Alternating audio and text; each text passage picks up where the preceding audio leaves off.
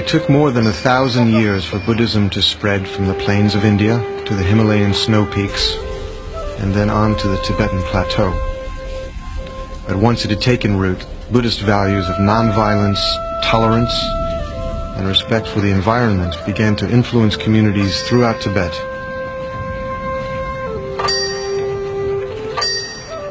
In Bhutan, high on the rock face of a mountain, there is a cave known as the Tiger's Nest.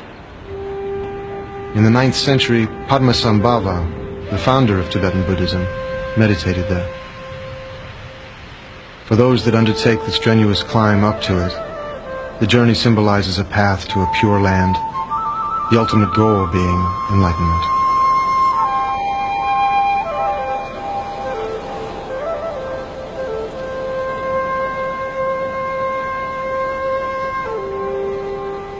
Buddhist teachings are profound ways of inner transformation. They are available to anyone possessing the courage and diligence to practice them.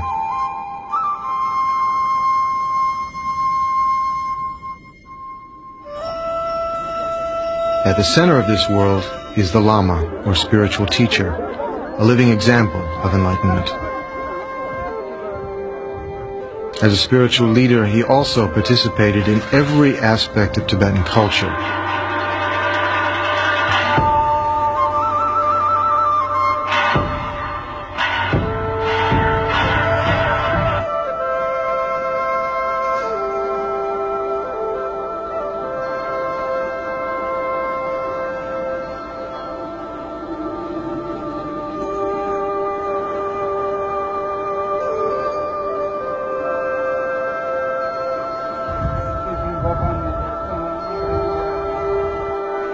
The Lama was capable of inspiring and guiding others to realize the unshakable awareness of their own mind.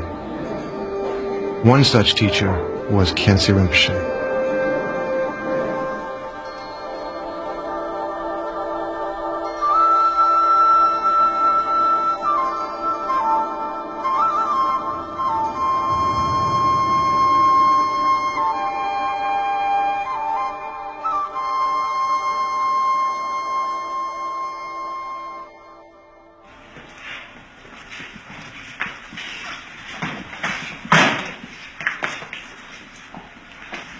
The Dalai Lama was one of the many teachers who was inspired and taught by Khyentse Rinpoche. He was one of my main gurus. And especially the Dzogchen teaching and also some other very rare oral transmission. Not only in Nyingma tradition, but also Sayagyi tradition, Dilgo tradition, and also Gurkha tradition, as I received from him. So I consider late Khyentse Rinpoche is very, very grateful, very, very helpful for my spiritual practice. When he sits on chair or throne, very magnificent, very impressive. His body appearance very well built. And he always smiled, always smiled.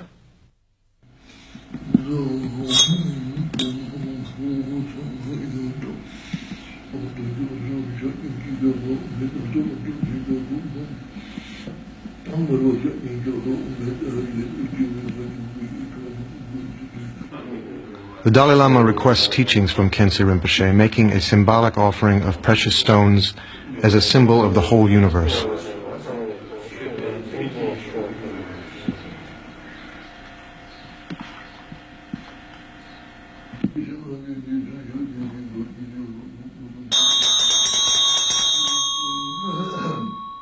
Visualizations, ritual objects, and sometimes even costumes are used by the teacher to show the student a means of transforming his perception of the world and opening to his potentially enlightened state.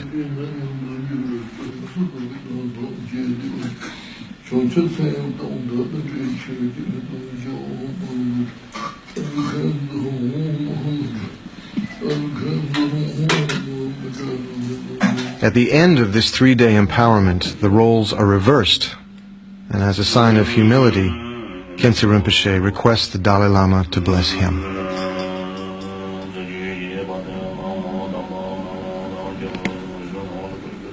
As a symbol of gratitude for the Guru's teachings, the Dalai Lama offers him a ceremonial white scarf called a kata and requests him to pray for Tibet.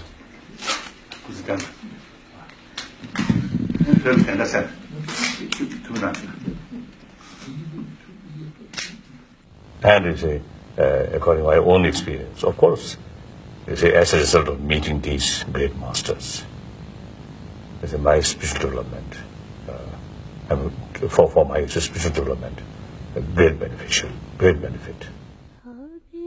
Buddhism was born in India 2,500 years ago, when an Indian prince named Siddhartha left the wealth and comforts of his father's palace to find the meaning of life. After many years of meditation, he realized the ultimate nature of reality and became known as the Buddha, or the Awakened One. Padmasambhava is revered by Tibetans as the second Buddha. He was invited by the king of Tibet to establish Buddhism in the land of snows. His extraordinary power overcame all resistance, both human and supernatural, that he encountered on his journey to bring Buddhism to Tibet.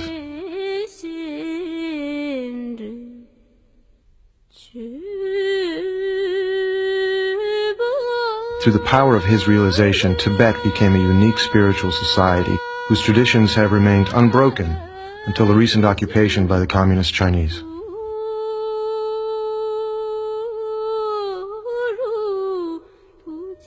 Ironically, these tragic events were the catalyst for Tibetan teachers to bring their wisdom and experience to the rest of the world.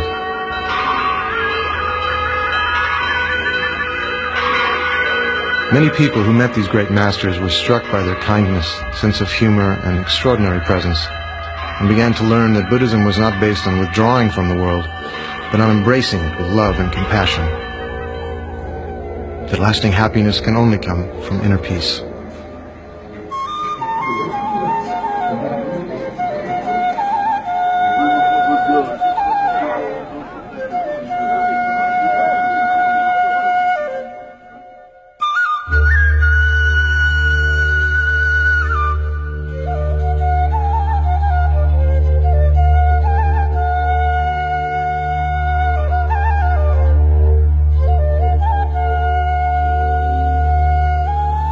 Khyentse Rinpoche was born in 1910 in eastern Tibet. At the age of 13, he felt a deep longing to pursue a spiritual life and go on a long meditative retreat. On leaving home, he wrote a letter to his parents. "Father and Mother, stay in your beautiful home. Your son longs instead for empty caves.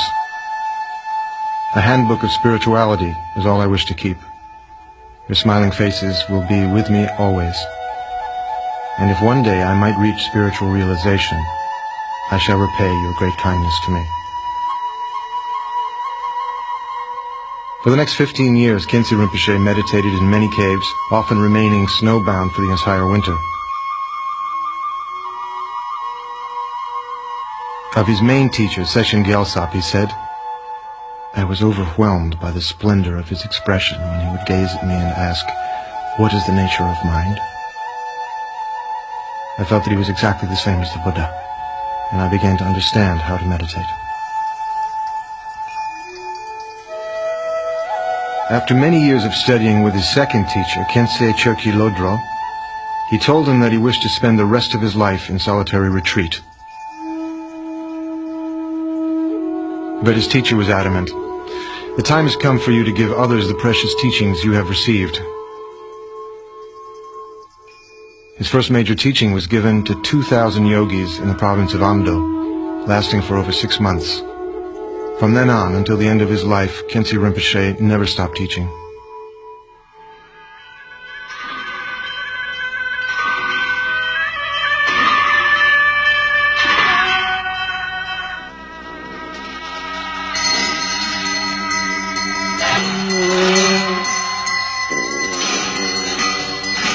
In 1949, China invaded Tibet. By the end of the 50s, the occupation was solidified. Sorrow and devastation tore through 1,000 years of peace. A human and cultural genocide soon followed. The Dalai Lama, followed by 100,000 Tibetans, escaped to India.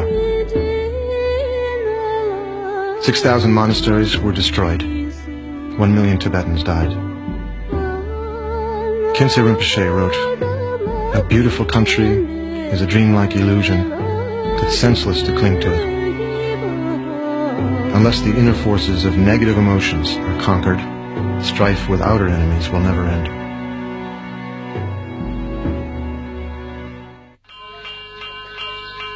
Fleeing from the invasion of his country, Khyentse Rinpoche was invited to take refuge in the kingdom of Bhutan. This mountain kingdom has remained unconquered and independent ever since Buddhism was first introduced.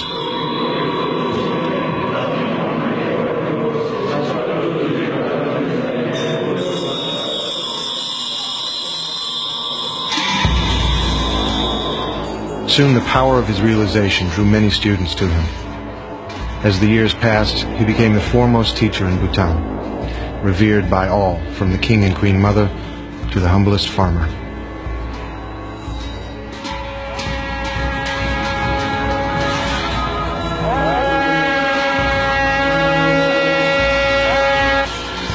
He generously gave teachings and performed ceremonies, working to preserve peace and nurture Buddhist traditions in Bhutan. Shantideva, the 7th century Buddhist master, said, "All the joy the world contains has come through wishing happiness for others. All the misery the world contains has come through wanting pleasure for oneself."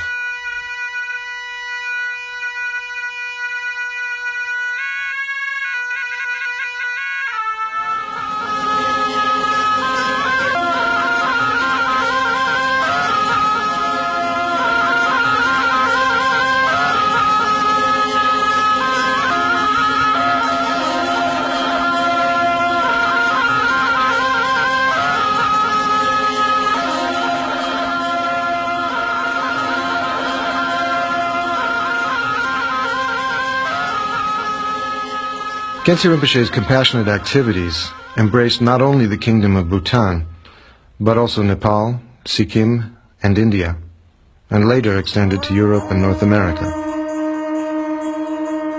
It was near the great stupa of Bodhnath in Nepal that Khyentse Rinpoche decided to build a large monastery, similar to the Session monastery that had been destroyed in Tibet. It took over 12 years to build. The site was consecrated in a ceremony attended by many young lamas. Even before the monastery was finished, it was part of the community's spiritual life.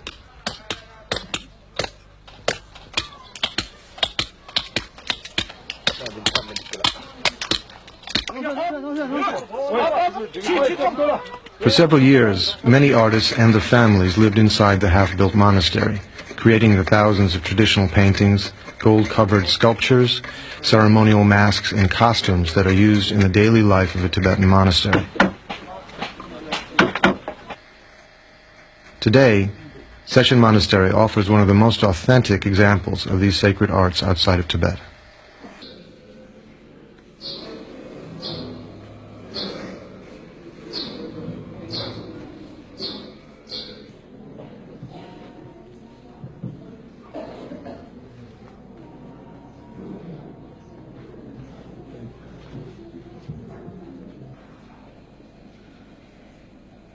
Khyentse Rinpoche's day began at 4 in the morning with meditation and prayers which would last until 9 o'clock. Then people would arrive to receive his teachings and blessings.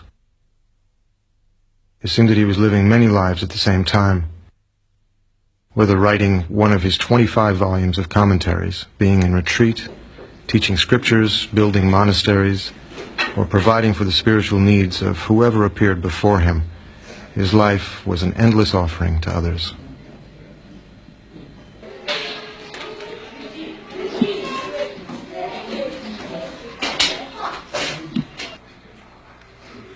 Khyentse Rinpoche was always involved with the education of the young monks, often quoting to them the words of the Buddha. I have shown you the methods that lead to liberation, but you should know that liberation depends upon yourself.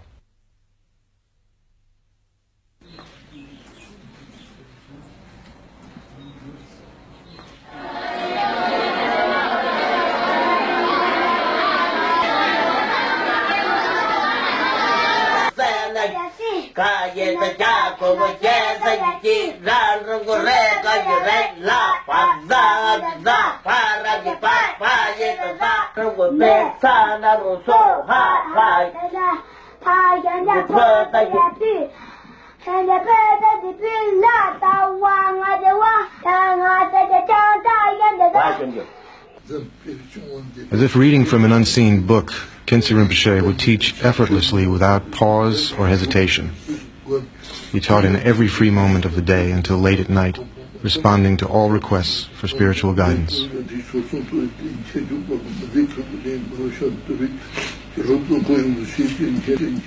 Their final enlightenment, from the Buddhist viewpoint, of course, the Buddhahood is the final enlightenment.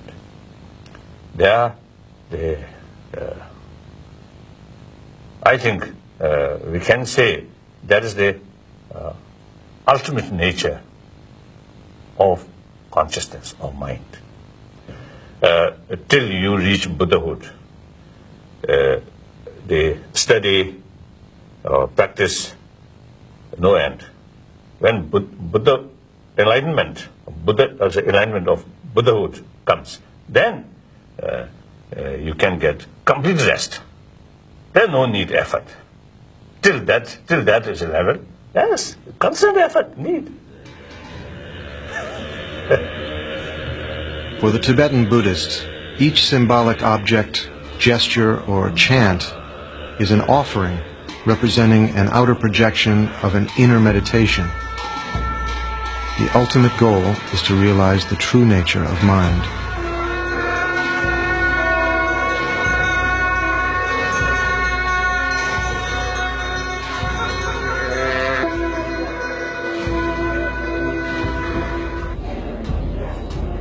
At the end of 9 days and nights of uninterrupted meditation, the participants in this ritual each hold a lamp symbolizing the light of wisdom.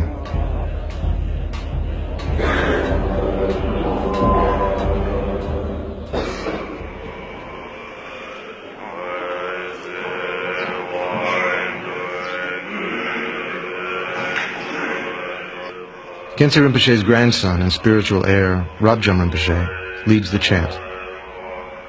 They pray to relieve the sufferings of all beings and vow to be reborn and practice together in future lives.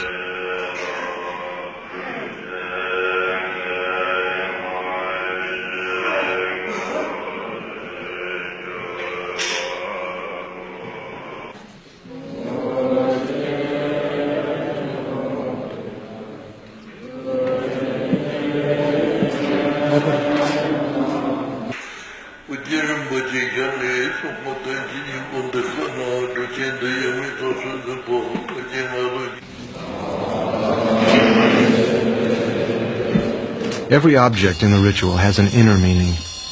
This 5-petaled crown symbolizes the transformation of 5 harmful emotions: hatred, greed, ignorance, pride, and jealousy into wisdom.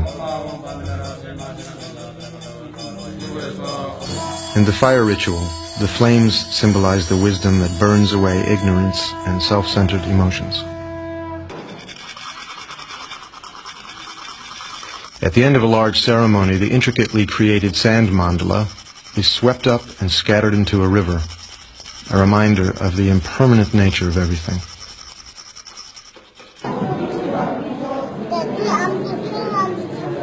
In session, the sacred dances that had been forbidden in occupied Tibet were now revived.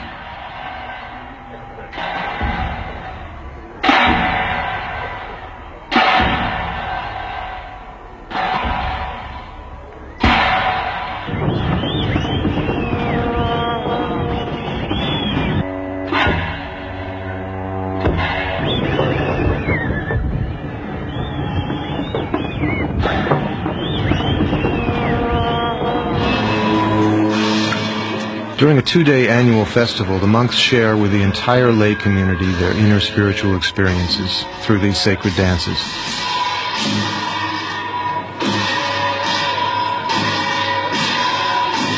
These symbolic movements are said to have the power to liberate the mind from disturbing emotions.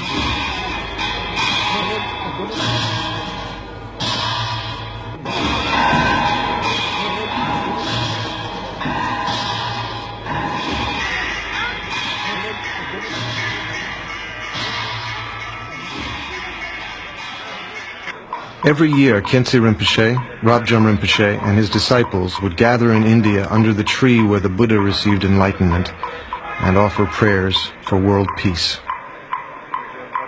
Those with compassion are kind even when angry. Those without compassion kill even as they smile.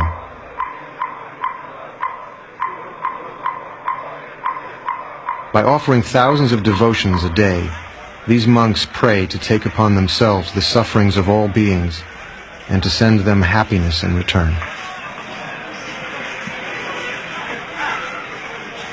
All over the Himalayas, prayers are carried by the wind that blows over flags and by water turning prayer wheels.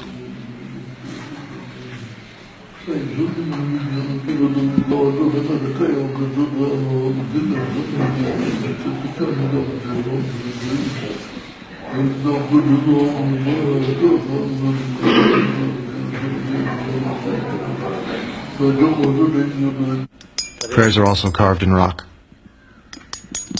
As long as space endures, and as long as beings exist, may I too remain to dispel the misery of the world.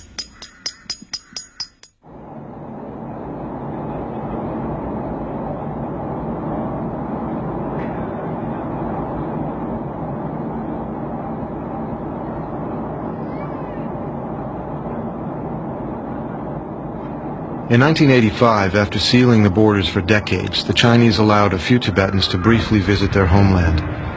Among them was Khyentse Rinpoche.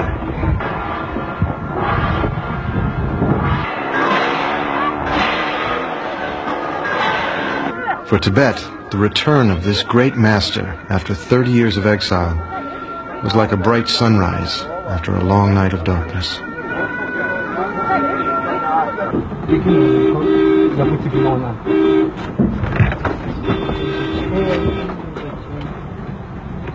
The Chinese persecution had not diminished the Tibetan people's strength of mind nor their love for their Buddhist traditions.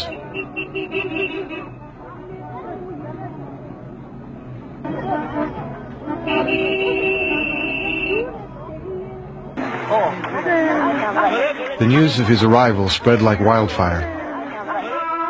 Crowds gathered to see his face and request his blessings.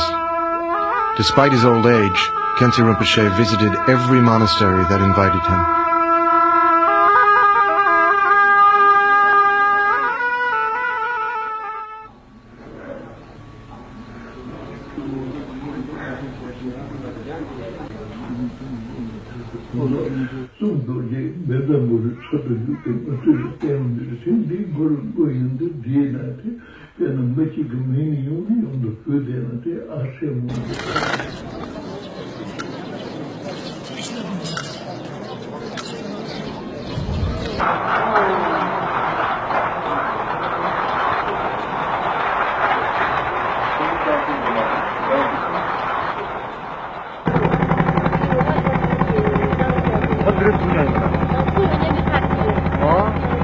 A few hours from Lhasa, he crossed the Sangpo River to Samye, Tibet's first monastery, built in the 9th century.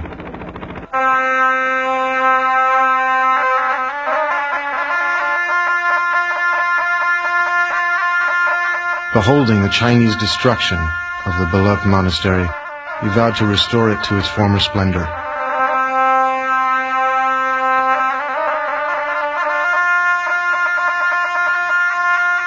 Five years later, he returned to Tibet to reconsecrate a fully restored Samye monastery.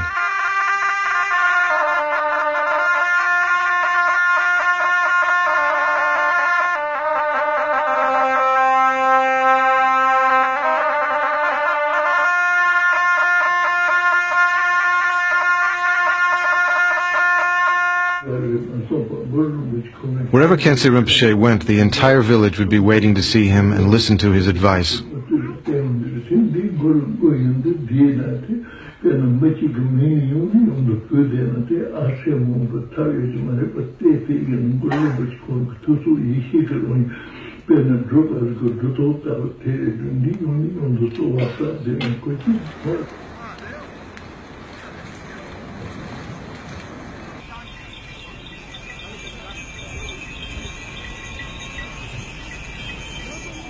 After several days on the long road to eastern Tibet, 300 horsemen, wearing white hats as a sign of welcome, rode out to escort Khyentse Rinpoche to his monastery.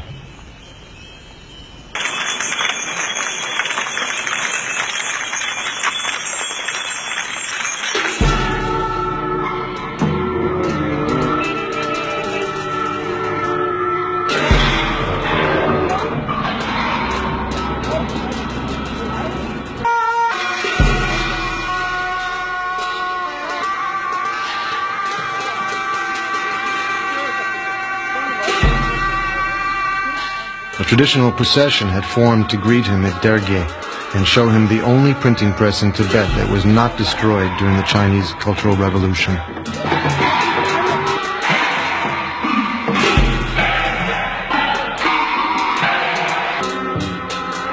Tibetans venerate books of scriptures that embody the Buddha's speech and contain the instructions through which enlightenment can be reached. The press is therefore no less sacred than a temple.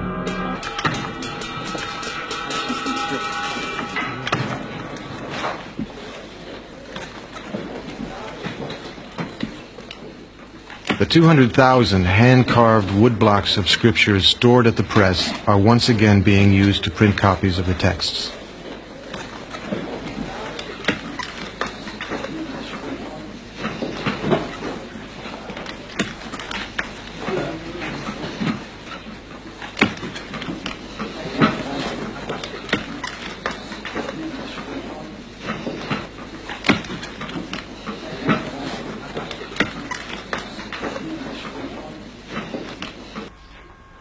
A quiet moment with an old friend who had not been able to escape the Chinese occupation.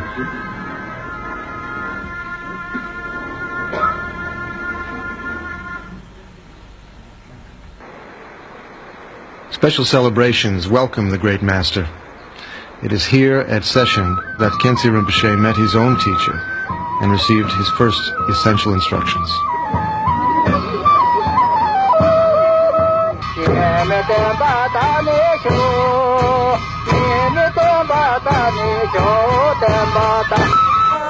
He greets a former attendant who had prayed for years not to die before seeing the great master again.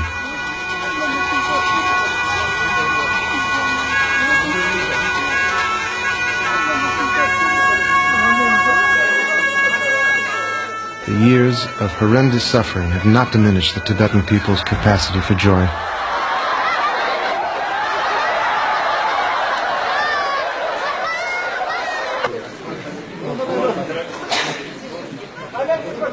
For hours, people would file by Khyentse Rinpoche and Rabjam Rinpoche, now the abbot of the monastery. Many had walked for days through the mountains to receive their blessings.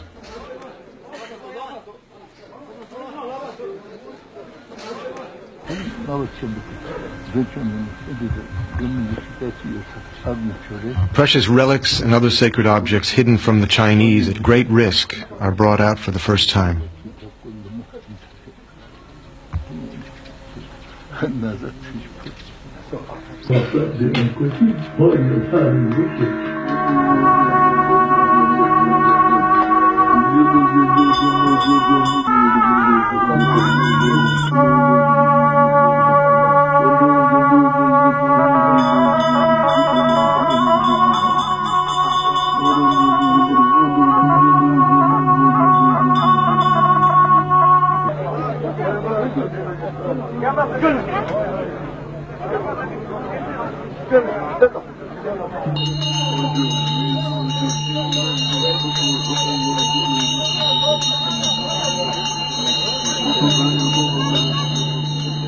Apart from the joy of seeing his homeland and lost friends again, Khyentse Rinpoche had another mission to accomplish.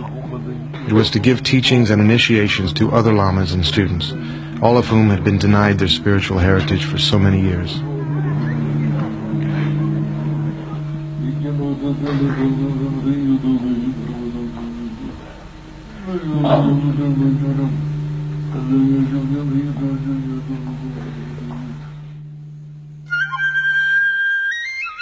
The wide-open expanse of spiritual realization, the true condition of mind, is like the sky, like space, without center, without edge, without goal, dissolving into the expanse of emptiness that has no limits and no boundary. Everything I see, everything I hear, my own mind, and the sky all merge. When you see a lofty mountain, be reminded of the inner view. The view is the teacher's mind, inseparable from the nature of your own.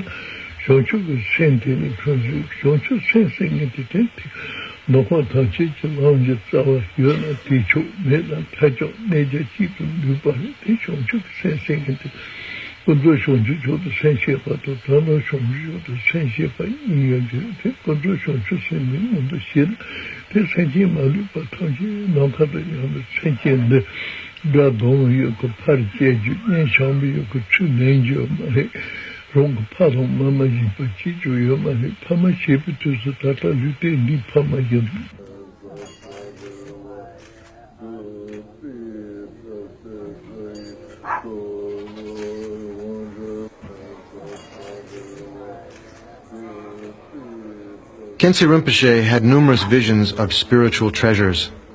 In one of these discoveries, he saw the mandala of the Buddha of eternal life appearing on the surface of a lake. Following this vision, he wrote a whole volume of teachings and spiritual practices.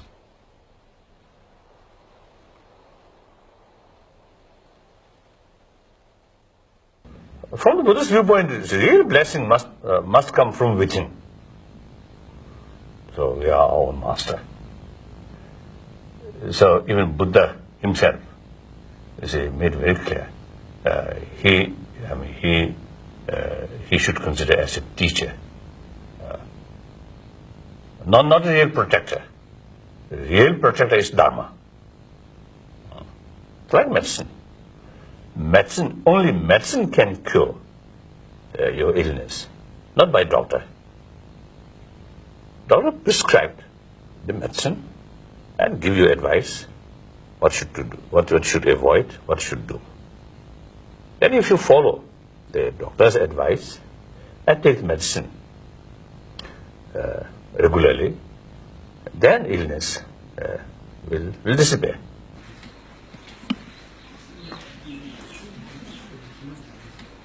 At the heart of Tibetan Buddhism is the openness and confidence between student and teacher. Through this relationship, the student begins to recognize and develop trust in his or her own innate wisdom. Even a few words or a gesture from Khyentse Rinpoche could open the door to a whole succession of spiritual insights.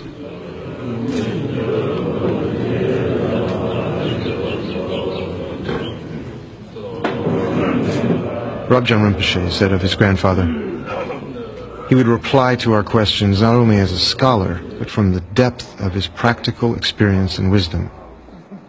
His main concern was to help others. To be in his presence was to experience a living example of what lies at the end of the spiritual path.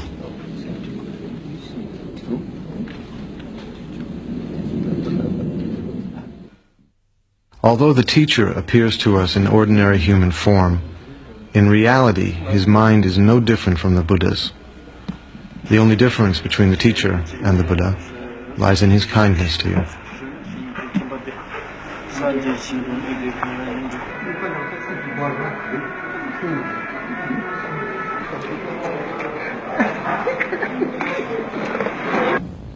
Spiritual relation is not only one lifetime, but up to Buddhahood.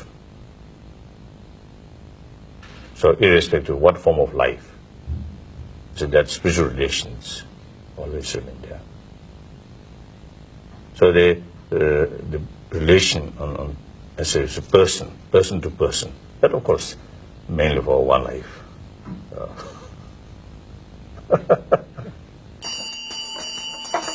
Rabjam Rinpoche is the incarnation of one of Khyentse Rinpoche's own teachers, so their spiritual relationship continues from life to life.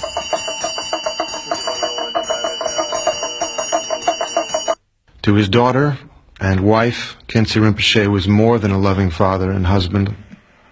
His love and compassion was the same for all beings. As he wrote, "Spending your time with true spiritual friends will fill you with love for all beings and help you to see how negative attachments and hatred are. Being with such friends and following their example will naturally imbue you with their good qualities, just as all the birds flying around the golden mountain are bathed in its golden radiance."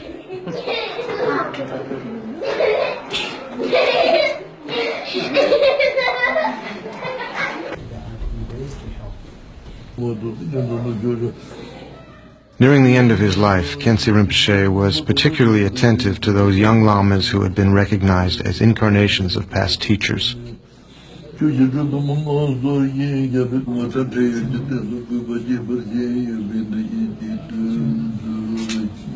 Now each one will pass on the living lineage to yet another generation, like a flame spreading from one candle to many others.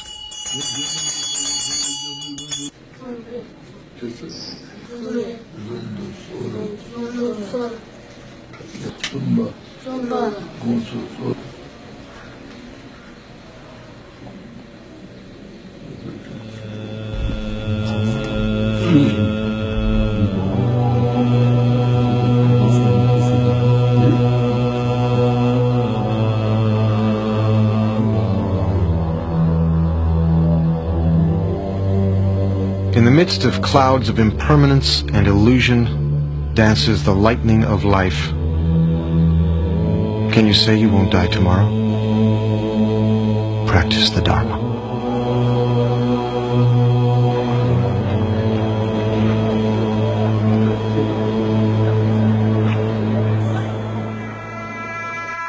After a short illness, Khyentse Rinpoche died in Bhutan in 1991.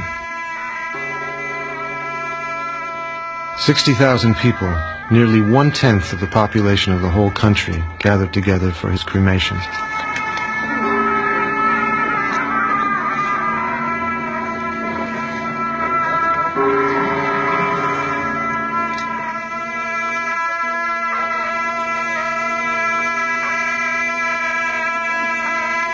The royal family, 100 teachers and countless students from all over the world gathered on all sides of the cremation stupa to meditate and offer prayers.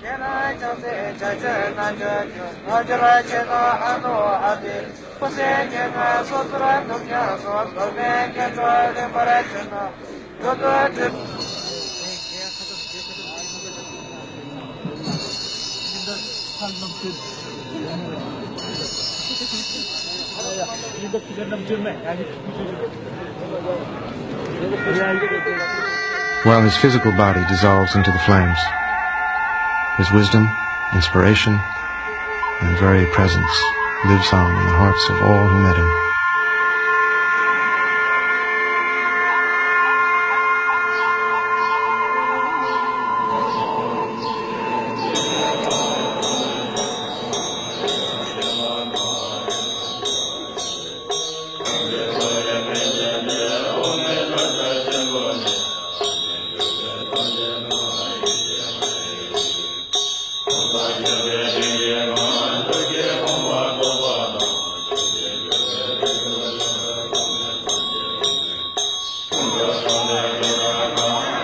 Once a week, for 7 weeks, 100,000 butter lamps were offered at the Great Stupa in Nepal in his memory.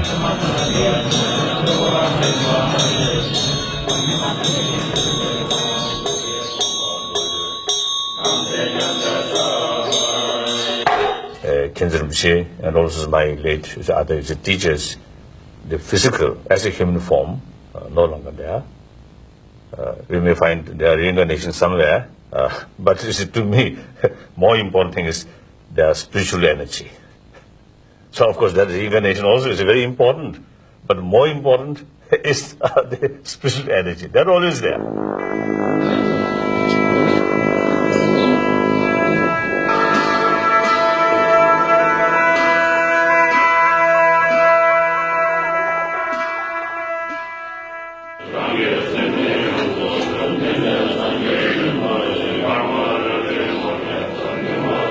Khyentse Rinpoche's close friend and disciple, Trulshik Rinpoche, answered the prayers of the Dalai Lama and other teachers that an incarnation might swiftly appear by having dreams and visions clearly indicating where the young boy was to be found.